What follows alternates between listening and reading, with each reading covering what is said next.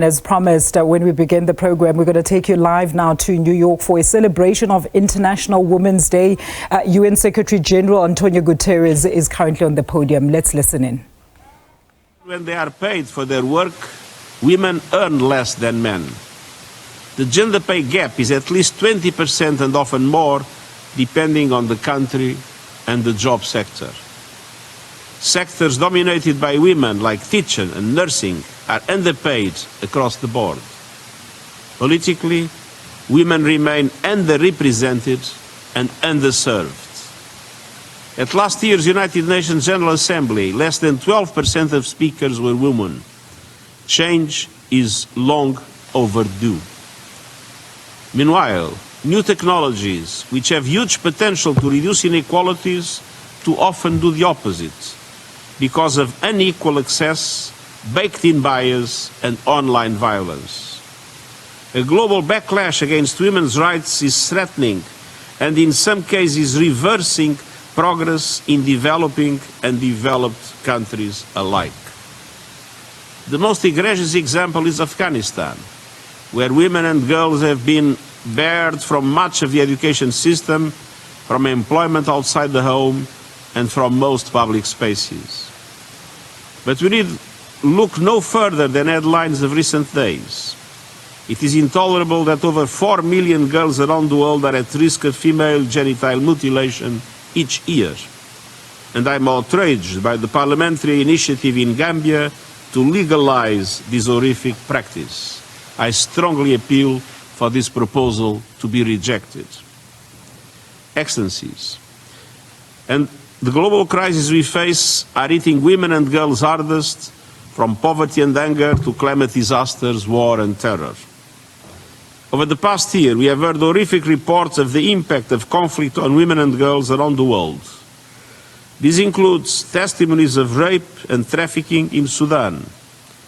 Accounts in the recent report by Pramila Patten, my special representative on sexual violence in conflict, of sexual violence and indications of sexualized torture during the terror attacks carried out by Hamas in Israel, and reports of sexual violence against Palestinian detainees. We have also witnessed maternity services crumbling in Gaza, where women and children make up the majority of the tens of thousands killed and injured. Excellencies, at our current rate of change, full legal equality for women is some 300 years away. So is the end of child marriage.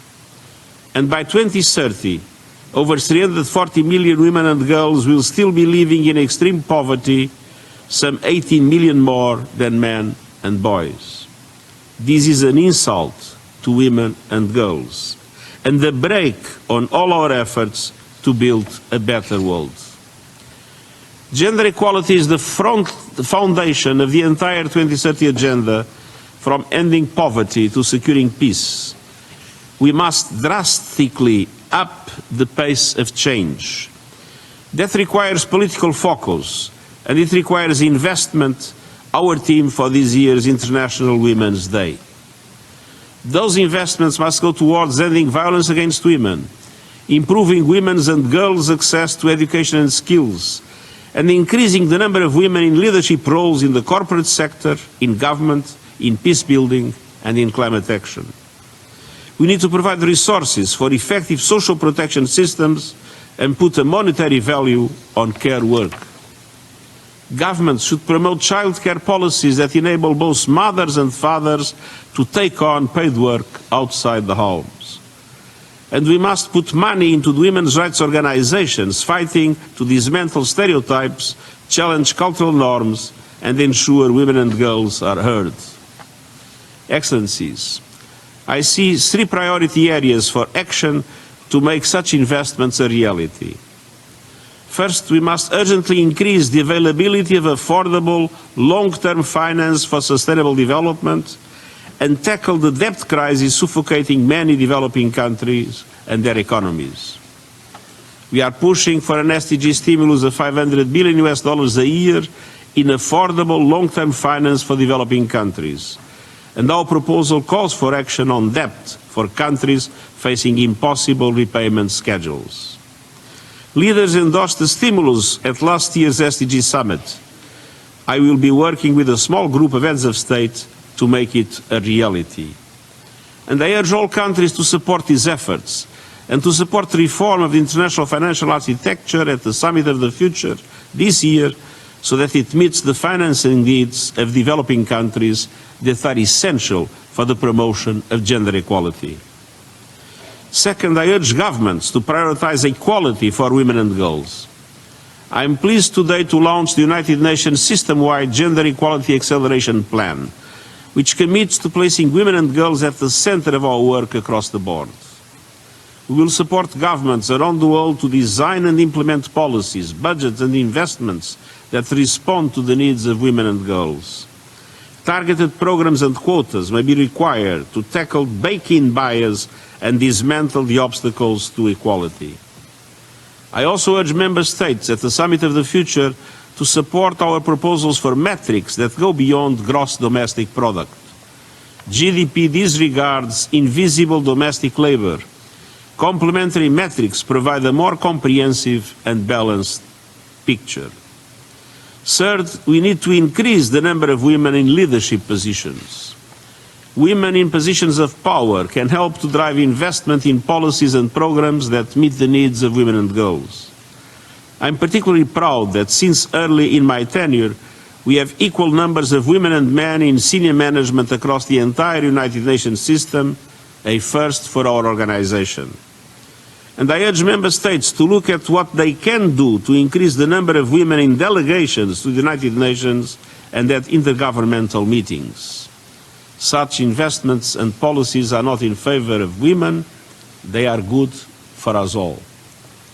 Equality is the bedrock of peaceful, prosperous societies.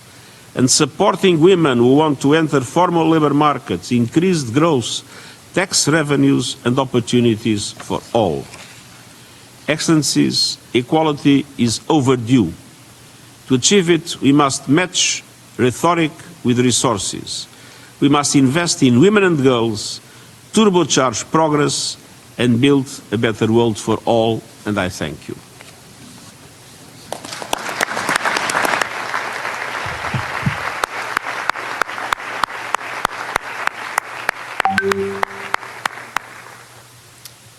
Thank you so much, Mr. Secretary General, for your opening words and your commitment. We certainly support your leadership as we move forward, and thank you again. I'm also pleased now to introduce another he for she and gender equality champion, UN General Assembly President Mr. Dennis Francis. His strong support of women's leadership in making better decisions for our world is very admirable. Please join me in welcoming Mr. Francis.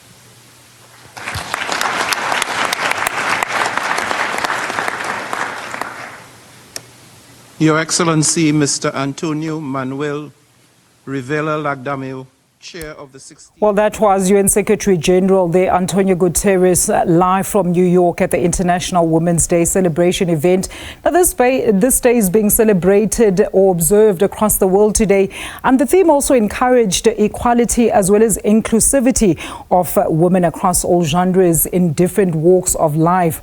The SG said investments need to be made to developing countries in support of efforts to empower as well as emancipate women. The UN also pledged to support governments across the globe to empower women in different sectors and call for an increase in women in leadership positions. He also urged member states to increase the number of women in their delegations who will champion the rights of women.